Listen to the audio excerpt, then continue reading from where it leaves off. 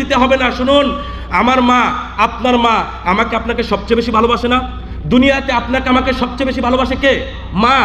আমার মা যদি সালাত আদায় করে, সিয়াম পালন করে, হজ করে, যাকাত দেয়, দান সাদকা করে, আর আমি খোরশেদ আলম যদি বিড়ি সিগারেট খাই, নামাজ কালাম কিছু না পড়ি, কিয়ামতের দিন আমার মা কি আল্লাহকে বলবেন, আল্লাহ আমার ইবাদত দ্বারা আমার ছেলেকে জান্নাত দাও, আমাকে জাহান্নামে দেওয়ার পরিবর্তে?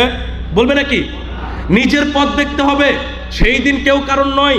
সূরাতুল আবাসা আয়াত নম্বর 34 থেকে 36, সেখানে আল্লাহ সুবহানাহু ওয়া তাআলা ভালোভাবে উল্লেখ করে জানিয়ে দিয়েছেন আমাদেরকে, ভাই ভাইকে রেখে পালাবে, মা বাবা পালাবে, সঙ্গী সাথী সন্তান কেউ কাছে থাকবে না। তো কে কাকে সাহায্য করবে সেই দিন? কে কার দায়ভার গ্রহণ করবে? সুতরাং নিজে দিন শিখুন, নিজে আমল করুন, নিজেকে বাঁচান, বাবা মাও সেদিন বাঁচাতে পারবে না। সুতরাং আপনার দিনের অংশ আমাকে দিতে হবে না, আমার দিনের অংশ আপনাকে দিতে হবে না, এই জিনিসের কাউকে ভাগ দিতে হয় না। সুতরাং চেষ্টা করি নিজের দিন নিজে শিক্ষা করার, নিজের আমল আখলাক পরিবর্তন করার, নিজেদের আকীদা আমল সংশোধন করার জন্য চেষ্টা করি।